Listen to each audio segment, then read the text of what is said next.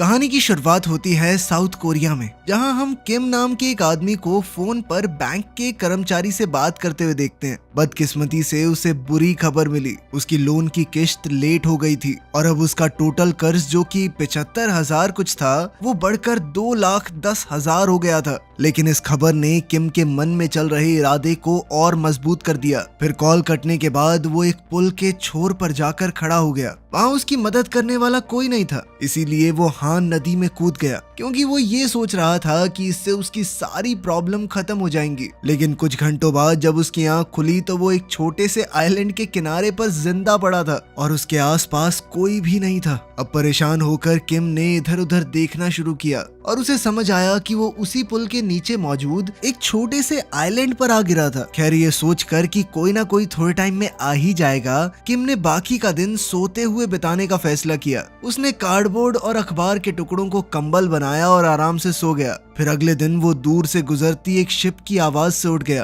और अपनी हालत पर शर्मिंदा होते हुए भागकर मदद मांगने की कोशिश की। लेकिन सिर्फ एक ही पैसेंजर ने उसे देखा। उसे भी समझ नहीं आया कि किम उससे मदद मांग रहा है, इसीलिए वो भी हाय करके आगे बढ़ गया। इधर किम निराश हो गया और वो जोर जोर से मदद के लिए चिल्लाने लगा, लेकिन तब तक जहाज बहुत दूर जा चुका था और किसी ने भी उसकी आवाज नहीं सुनी। खैर फिर उसने वहां से निकलने का रास्ता ढूंढने की कोशिश की, लेकिन ये छोटा सा आइलैंड पूरी तरह पानी से घिरा हुआ था और पुल पर वापस चढ़ने का कोई तरीका था नहीं। जब कोई दूसरा चारा नहीं बचा तो किम को याद आया कि मेरा फोन तो अभी मेरी जेब में ही है, लेकिन उसकी बैटरी लगभग खत्म थी। अब बिना समय गवाए उसने इमरजेंसी सर्विसेज को कॉल किया और बताया कि वो हान नदी के ब्रिज के पास एक सुनसान आइलैंड पर फंसा हुआ है। लेकिन ऑपरेटर को ये बात इतनी अजीब लगी कि उसने इसे मजाक समझा और उसकी कॉल काट दी।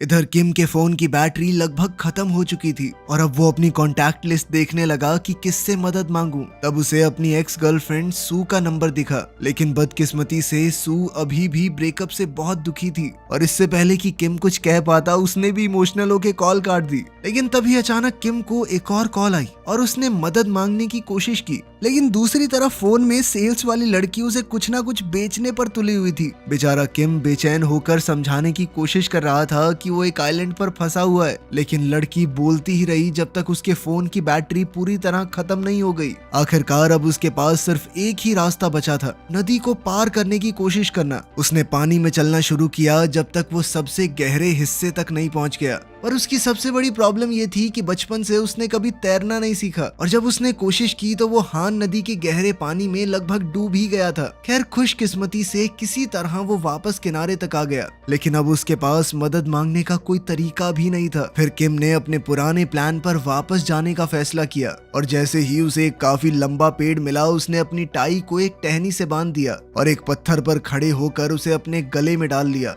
लेकिन जैसे ही वो पत्थर को पैर से हटाने वाला था अचानक उसका मन बदल गया और उसने टाई उतार दी। फिर उसी पल उसे अचानक अपने पेट में तेज दर्द महसूस हुआ। इसके बाद उसकी नजर पड़ी अपने सामने मौजूद लाल फूलों पर। ऐसे फूल उसने कई सालों से नहीं देखे थे और इन फूलों को तो खाया भी जाता है। उनका स्वाद काफी मीठा था। तब किम ने एक फूल टेस्ट करने का फैसला किया, लेकिन जैसे ही उसने खाया उसकी आंखों से आंसू निकल पड़े, क्योंकि उसे याद आया कि कभी उसकी जिंदगी कितनी खुशहाल हुआ करती थी। ये सब महसूस करने के बाद किम खड़ा हुआ और उसने फैसला किया कि अभी कुछ भी खत्म नहीं हुआ है, अब उसे किसी भी हाल में मदद आने तक आइलैंड पर सरवाइव करना है। फिर खुद को साफ करने के बाद किम नदी का पानी पीने गया और जंगल में कुछ मशरूम भी ढूंढ लिए। इसके बाद उसने कुछ लकड़ियां इकट्ठा की और पूरी शाम एक कैंप फायर बनाने में लगा दी ताकि रात को वो गर्म रह सके। फिर अपनी जेब चेक करते वक्त किम को अपने वॉलेट में कई क्रेडिट कार्ड मिले और उन सब के बिल भरने अभी बाकी थे। आखिरकार सब कुछ फेंकते हुए किम को एहसास हुआ कि जीने के लिए उसे इन चीजों की जरूरत नहीं है और पहली बार उसने खुद को सच में आजाद महसूस किया। फिर अगले दिन उसने आइलैंड पर एक नया रूटीन शुरू किया। उसने हर वो चीज इकट्ठा करनी शुरू की जो काम आ सकती थी। वहाँ उसे एक लिक्विड सोप की बोतल के साथ साथ एक बत्तख के आकार वाली अम्यूजमेंट पार्क राइड की कैबिन भी मिली। काफी मेहनत के बाद किम ने उस कैबिन को पुल के नीचे तक खींच लिया और फिर उसने पेड़ पौधों और टहनियों का इस्तेमाल करके एक आरामदायक बेड बनाया जहाँ वो बाकी दिन आराम कर सकता था। लेकिन आराम करने के बाद उसे फिर से खाने की तलाश करनी पड़ी। फिर उसने जुगाड़ से जैसे तैसे एक भाला बनाया, जिसकी मदद से उसने नदी में मछली पकड़ने की कोशिश की। जब वो नदी के कम गहरे हिस्से में ढूंढ रहा था तो उसे पानी में कुछ हिलता हुआ दिखा और उसने अचानक तेज वार करके मछली पकड़ने की कोशिश की। लेकिन अब वो खाने के पीछे इतना पागल हो चुका था कि जिस चीज पर उसने मछली समझ के हमला किया था वो उसकी टांग थी। अब वो लड़खड़ाते हुए पानी से बाहर आया। भाला उसके पैर में घुसा हुआ था। खैर, इसके बावजूद उसने एक और कोशिश की। इस बार उसने जुगाड़ से एक जाल बनाया था, लेकिन उसकी सारी कोशिशें बेकार हो गई। अब वो सिर्फ मशरूम खा खा कर थक चुका था। अब किम कुछ और ढूंढने के लिए निकल पड़ा। तभी अचानक उसे एक पेड़ पर पक्षी का घोंसला दिखाई दिया। उसने ऊपर चढ़ने की कोशिश की, लेकिन वो पहले कभी पेड़ पर नहीं चढ़ा था और मुश्किल से थोड़ी ऊपर ही पहुंच पाया। लेकिन इतनी मेहनत करके उसकी हालत और खराब हो गई। तब उस घोंसले में रहने वाले पक्षी ने उसके सर पर बीट भी कर दी। अब फ्रस्ट्रेट होकर किम ने वापस नदी के पास जाकर खुद को साफ किया, मगर खुशकिस्मती से नहाकर निकलते वक्त उसे नदी में एक मछली तैरती हुई दिखाई दी और आखिरकार उसे कुछ अच्छा खाने को मिल ही गया।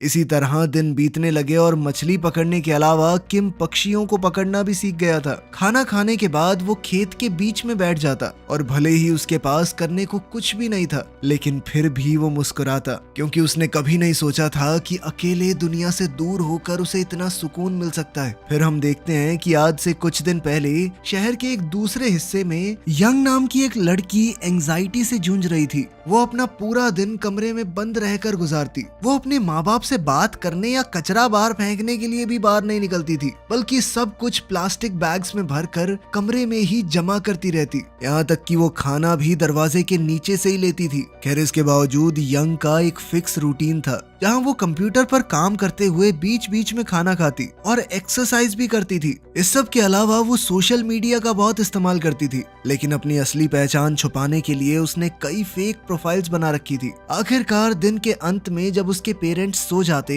तो यंग अपना फेवरेट काम करती, जो था चांद की तस्वीरें लेना। ये फोटोज उसे हल्का महसूस करवाती थी, जैसे वो किसी ऐसी जगह पर हो जहाँ ग्रेविटी का असर ही नहीं होता, जहाँ कोई और ना हो, सिर्फ शांति। लेकिन हकीकत बिल्कुल अलग थी। कमरे में बंद रहने के अलावा वो लड़की साल में सिर्फ 2 दिन ही धूप देखती थी। आज उनमें से ही एक दिन था। वो अपने कैमरा के आगे एक बहुत बड़ा लेंस लगाकर पूरे शहर को देख रही थी। इसी दौरान उसे किम का लिखा हुआ हेल्प दिखाई दिया और फिर दिखा किम, जो कि टाई की मदद से लटकने की कोशिश कर रहा था। ये देखते ही यंग के अंदर एक बेचैनी सी उठी और बिना उसे जाने उसके दिल ने कहा कि ये इंसान मरना नहीं चाहिए। फिर कुछ समय बाद जब किम ने अपना इरादा बदल लिया तो यंग के दिल को थोड़ा सुकून मिला और फिर अगले कुछ दिनों तक वो दूर से ही उस अजनबी को देखती रही। उसकी जिंदगी, उसका रूटीन, सब कुछ यही बन गया। वहीं दूसरी ओर आइलैंड पर किम अपनी तन्हाई से बचने के लिए जुगाड़ू चीजों के साथ गोल्फ खेल रहा था। वो किसी भी तरीके से खुद को बिजी रखने की कोशिश करता। तभी एक और बोट उसे पास से गुजरती हुई नजर आई। उसके दिमाग में मदद मांगने का ख्याल जरूर आया, लेकिन वो जानता था इससे कोई फायदा नहीं होगा, इसीलिए रुक गया। अब वो भागते हुए जंगल की तरफ चला गया और तभी अचानक से उसका पैर किसी अजीब चीज पर पड़ा। उसने नीचे देखा तो एक खाली नूडल्स का पैकेट मिला। उसका मसाला अभी भी सील्ड था। इस आम दुनिया से दूर की जिंदगी में उसे नॉर्मल लाइफ की छोटी छोटी चीजें याद आ रही थी, खास करके नूडल्स। उसकी नूडल्स खाने की तलब इतनी गहरी हो रही थी कि उसने पूरी रात मसालेदार पास्ता के सपने देखकर गुजार दी। फिर सुबह होते ही उसने एक नया इरादा किया कि वो अपना पास्ता खुद बनाएगा। उसने जमीन खोद कर दाने ढूंढना शुरू किया, लेकिन कुछ हाथ नहीं लगा। मगर उसकी भूख बढ़ती रही और एक पल के लिए उसने सोचा कि मसाले को सीधा मुंह में डाल लेता हूँ। लेकिन फिर अगले ही पल उसने खुद को रोक लिया, क्योंकि वो मसाले को वेस्ट नहीं करना चाहता था। थक हार कर वो अपने बनाए हुए बेड पर लेट गया, मगर उसकी इसी परेशानी में एक आइडिया छुपा हुआ था। तभी किम के दिमाग में एक प्लान आया। उसने सोचा कि ये पक्षी भी तो दाने खाते ही हैं, इनकी बीट में भी कभी ना कभी तो दाने बच ही जाते होंगे। बस फिर क्या था, उसने एक लोहे का टुकड़ा उठाया और कैबिन के ऊपर जहाँ पक्षी बहुत सारी बीट करते रहते थे, वहाँ से उसे इकट्ठा करना शुरू किया। फिर आइलैंड पर उसने एक जगह चुनी और एक बड़े पत्थर से मिट्टी को खोदकर खेती के लिए तैयार करना शुरू किया। तन्हाई, भूख और मजबूरी के बीच उसकी एक नई शुरुआत हो चुकी थी। आखिरकार किम ने पक्षियों की बीट से इकट्ठा किए हुए दाने जमीन पर बिखेर दिए। इसके लगभग 2 महीने बाद उसकी फसल धीरे धीरे बढ़ने लगी। इस पूरे वक्त के दौरान यंग उस अनजान आदमी को दूर से देखती रही। वो उसे देखकर बहुत खुश थी, क्योंकि ये सब बिल्कुल वैसा ही था जैसा वो खुद जीना चाहती थी। वो भी किम की तरह रोशनी में अकेले पूरी शांति से रहना चाहती थी। अब इस एहसास ने उसे और हिम्मत दी कि वो उस आदमी से मिले। लेकिन अब तो यंग को अपना कमरा छोड़े हुए सालों बीत चुके थे, मगर इस बार उसके डर से उसकी किम से बात करने की चाह जीत गई। वो गर्म कपड़े और एक हेलमेट पहनकर अपने अपार्टमेंट से बाहर निकली और धीरे धीरे छुपती छुपाती नदी पर बने उस ब्रिज तक पहुंच गई। वहां नीचे आइलैंड को देखते ही उसने अपने बैकपैक से एक बोतल निकाली जिसके अंदर एक मैसेज लिखा हुआ था। उसने बोतल को पेड़ों के बीच फेंक दिया। अगले दिन यंग आम दिनों से जल्दी उठी, ये देखने के लिए कि किम को उसका मैसेज मिला या नहीं। लेकिन जब उसे पता चला कि वो बोतल पेड़ की टहनियों में अटक गई थी, उस आदमी तक पहुंच ही नहीं पाई, तो वो बहुत निराश हो गई। इसी तरह 3 महीने और बीत गए और अब किम लंबी दाढ़ी और बालों के साथ आइलैंड की जिंदगी में पूरी तरह ढल चुका था। उसने पेड़ पर चढ़ना, नाश्ते के लिए अंडे इकट्ठा करना सब सीख लिया था और साथ ही उसका खेती का काम भी जारी था। इतना ही नहीं, उसने एक कैन, कुछ लकड़ी के टुकड़े और अपने सूट का इस्तेमाल करके एक स्केयर क्रो भी बना दिया था जो कि पक्षियों से उसकी फसल की हिफाजत करता। लेकिन तभी अचानक किम ये देखकर हैरान रह गया कि जमीन से एक छोटा सा पौधा निकल रहा था, यानी उसकी मेहनत रंग लाने लगी थी। फिर काम खत्म करने के बाद वो आइलैंड पर थोड़ा टहलने निकला। तभी उसे एक पेड़ की टहनी में अटकी हुई ग्लास बॉटल दिखाई दी। जब उसने उसे निकाला तो अंदर एक कागज मिला जिसमें सिर्फ एक वर्ड लिखा हुआ था, हेलो। फिर वो तुरंत अपने स्केयर क्रो से बात करते हुए कहने लगा कि ये मैसेज ऐसे ही नहीं आया, कोई तो है जो मुझे देख रहा है। इस बात को पक्का करने के लिए किम ने एक लकड़ी उठाई और किनारे की मिट्टी पर लिख दिया, हाउ आर यू। काफी देर बाद जब यंग ने रेत पर लिखा हुआ वो मैसेज देखा तो वो खुशी से भर गई और उस रात फिर से बाहर निकलकर उसने एक और मैसेज फेंक दिया। अगले दिन किम को एक और बॉटल मिली जिसमें लिखा था कि I am fine, how are you. उनकी ये छोटी सी बातचीत किम को खुश करने के लिए काफी थी और भले ही उसे ये नहीं पता था कि इन मैसेजेस के पीछे कौन है, फिर भी उसे लगने लगा कि उसे कोई सच्चा दोस्त मिल गया है। खैर, उसका दिन और भी बेहतर तब बना जब उसने अपने खेत में उगती हुई फसल को देखा जिनके अंदर अब मक्के के दाने तैयार होने लगे थे। कुछ ही दिनों में किम के पास इतना कॉर्न हो जाएगा कि वो अपने खुद के नूडल बना सके। उधर आइलैंड पर उस आदमी की खुशी देखकर युंग ने फैसला किया कि उसके लिए एक खास तोहफा भेजेगी। उसने एक रेस्टोरेंट में कॉल किया और डिलीवरी वाले से कहा कि वो हान रिवर ब्रिज के नीचे एक आइलैंड पर इंस्टेंट नूडल पहुंचा दे। डिलीवरी वाला ये एड्रेस देखकर कंफ्यूज हो गया, लेकिन इस काम के बदले में युंग ने काफी पैसे दे दिए। इसके बाद वो आदमी मान गया और नदी पार करने के लिए उसने एक पैडल बोट रेंट की। जब वो आखिरकार आइलैंड पर पहुंचा तो वहां एक आदमी को अकेला जीते हुए देखकर हक्का बक्का रह गया। खैर, फिर भी डील के मुताबिक उसने युंग का भेजा हुआ पैकेज डिलीवर कर दिया और साथ में रेस्टोरेंट की तरफ से उसे एक एक्स्ट्रा डिश भी दी। इधर दूर से यंग सब कुछ कैमरा के जरिए देख रही थी। वो आइलैंड पर उस आदमी का रिएक्शन देखना चाहती थी। लेकिन ये क्या, ऑर्डर एक्सेप्ट करने की बजाय किम ने सारी डिशेस वापस डिलीवरी वाले को दे दी और कहा कि ये सब उसी लड़की को वापस लौटा देना। कुछ देर बाद डिलीवरी वाला वापस लौटने पर मजबूर हो गया और उसने सारा खाना यंग को दे दिया। दरवाजा खोलते ही यंग ने पूछा कि क्या हुआ, तो डिलीवरी वाले ने बताया कि आइलैंड पर वो जो आदमी है उसने कहा है कि वो खाना खुद ही उगाकर खाना चाहता है। जब तक उसके अंदर नूडल्स खाने की इच्छा जिंदा रहेगी तब तक वो आइलैंड पर रहकर अपनी खेती पर काम करता रहेगा। अपने खुद के नूडल्स खाने के सपने के बिना नहीं बच पाएगा वो। यंग ने उसके इस फैसले को समझा और इससे बहुत खुश हुई। फिर बाद में उसने भी पूरे दिल से नूडल्स की एक बाइट ली, मानो वो भी किम के अंदर की उम्मीद को महसूस कर पा रही हो। इतनी दूर होने के बावजूद किम का असर यंग के ऊपर पड़ने लगा था और अगली सुबह वो कमरे से बाहर निकलकर अपनी माँ से मिली। उसकी माँ उसके इस बदले बर्ताव को देखकर हैरान रह गई। उसने पूछा कि क्या उसे मार्केट से कुछ चाहिए।